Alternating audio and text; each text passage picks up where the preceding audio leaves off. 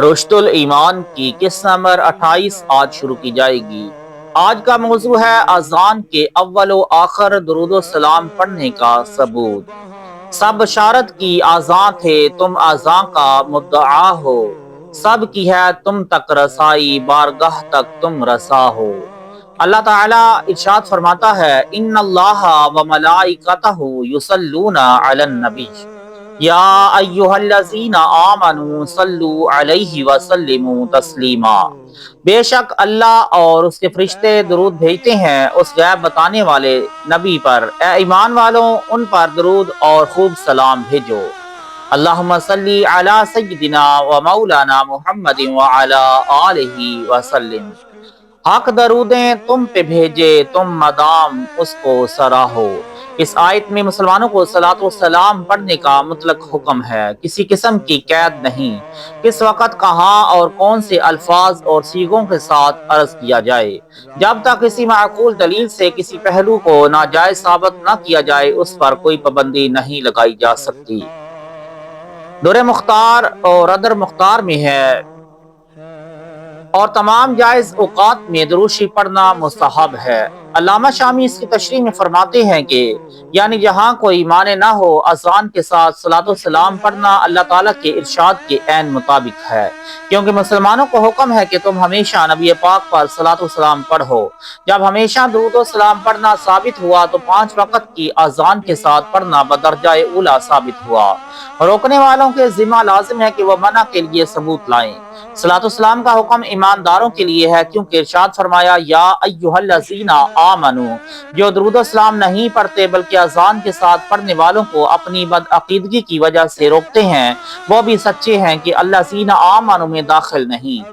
جب اس جماعت میں داخل ہو جائیں گے تو نبی اکرم صلی اللہ علیہ وآلہ وسلم پر ہمیشہ صلاۃ و سلام پڑھیں گے۔ احادیث مبارکہ میں بکثرت درود شریف پڑھنے کی ترغیب دی گئی ہے۔ درود شریف خیر و برکت اور فضیلت و ثواب کے حصول کا ذریعہ ہے۔ رسول اکرم صلی اللہ علیہ وآلہ وسلم نے ارشاد فرمایا ان اول الناس بی یوم القیامت یکثرهم علی صلاۃ، بے شک قیامت کے دن لوگوں میں سے میرے زیادہ قریب وہ شخص ہوگا جو مجھ پر درود شریف زیادہ پڑھتا ہوگا۔ رحمت عالم صلی اللہ علیہ وآلہ وسلم کا فرمان عالی شان ہے من صلی علی واحدۃ صلی اللہ علیہ عشر صلوات وحتی عنہ عشر خطیئات ورفع لہ عشر درجات، جو شخص مجھ پر ایک بار درود بھیجے اللہ تعالیٰ اس پر 10 رحمتیں نازل فرمائے گا اور اس کے 10 گناہ مٹا دے گا اور اس کے 10 درجے بلند فرمائے گا۔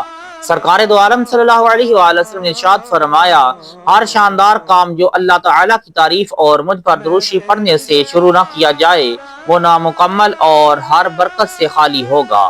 اذان پڑھنا بھی بہت عزت والا کام ہے، اس کے ساتھ درود شریف نہ پڑھنا برکت سے محرومی ہوگی۔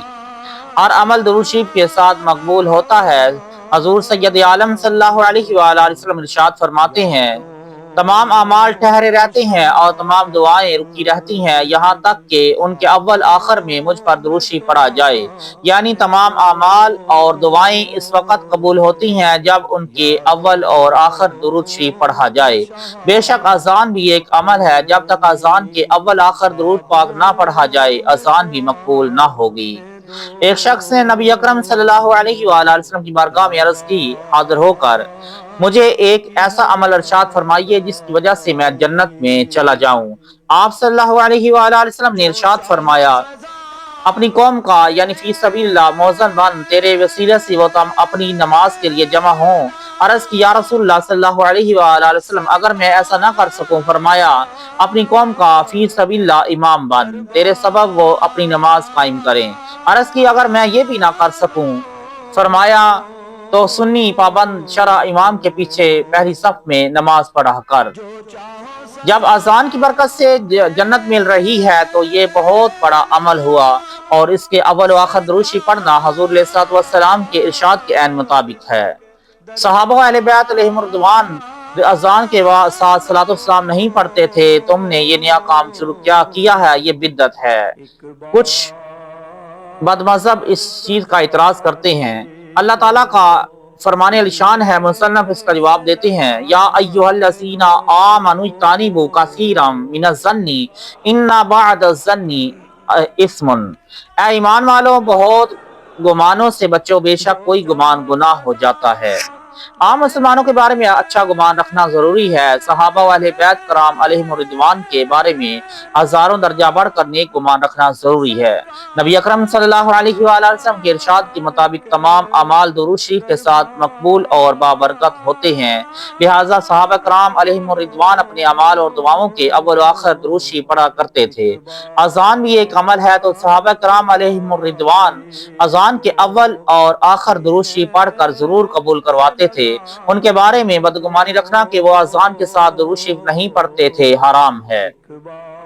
اعتراض نمبر 2 میں مصنف فرماتے ہیں، سوال ہے، نماز والا درود شریف افضل ہے، وہ اذان کے ساتھ پڑھنا چاہیے؟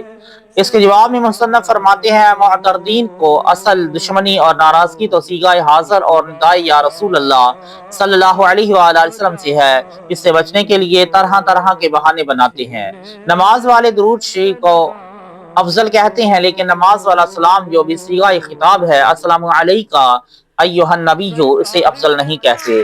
مسلمانوں کو حکم الہی ہے کہ نبی اکرم صلی اللہ علیہ وآلہ وسلم پر درود اور سلام بھیجیں۔ درود ابراہیمی جو کہ نماز کے اندر پڑھا جاتا ہے، صرف درود شریف سے ہے، سلام نہیں۔ یہ پڑھنے سے اللہ تعالیٰ کے ارشاد کی پوری تعمیل نہ ہوگی۔ نماز کے اندر بالکل درست ہے، کیونکہ تشہد میں سلام پہلے عرض کر لیا جاتا ہے، اذان کے ساتھ ہم پڑھتے ہیں الصلاۃ والسلام علیکہ یا سیدی یا رسول اللہ، اس میں درود بھی ہے اور سلام بھی۔ صلو سے نکالا الصلاۃ اور سلموا سے والسلام اور یا رسول اللہ بھی قرآن پاک کے مطابق ہے۔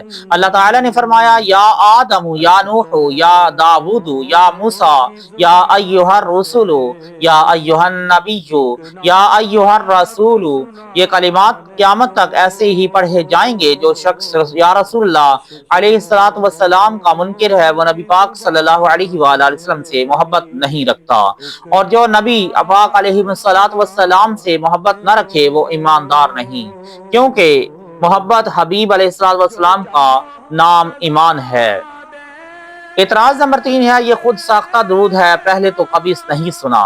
اس کے جواب میں مصنف فرماتے ہیں، صلاۃ و سلام والی آیت ہم نے نہیں بنائی، قرآن پاک میں ہے۔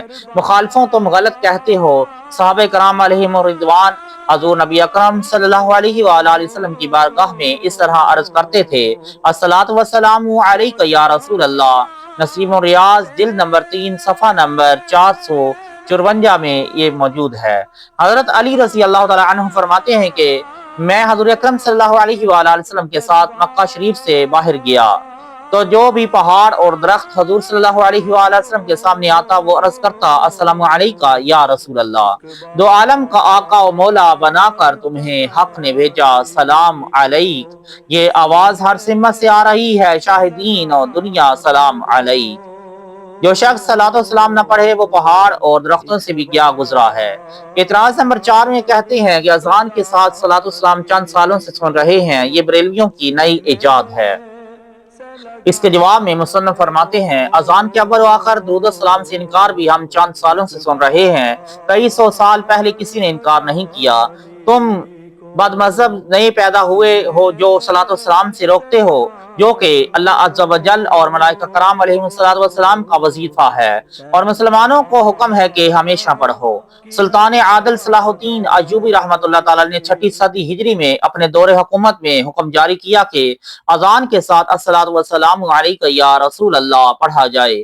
سلطان موصوف خود بھی پہلے بہت بڑے عالم دین تھے، اور کئی سو سال کے عرصہ میں ائمہ بزرگان دین نے اس کا انکار نہیں کیا بلکہ تائید فرمائی۔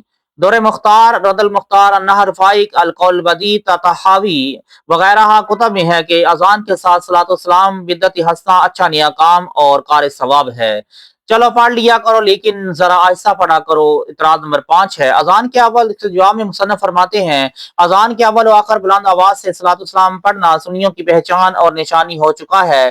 جب کسی نیک عمل سے مانعین روکنے لگے تو اس وقت مسلمانوں پر لازم آتا ہے کہ وہ نیکی سے منع کرنے والوں کی بات نہ مانیں بلکہ اس کار خیر کی پابندی کریں، لہٰذا ہم اذان کے ساتھ ضرور بلند آواز سے صلاۃ والسلام پڑھیں گے۔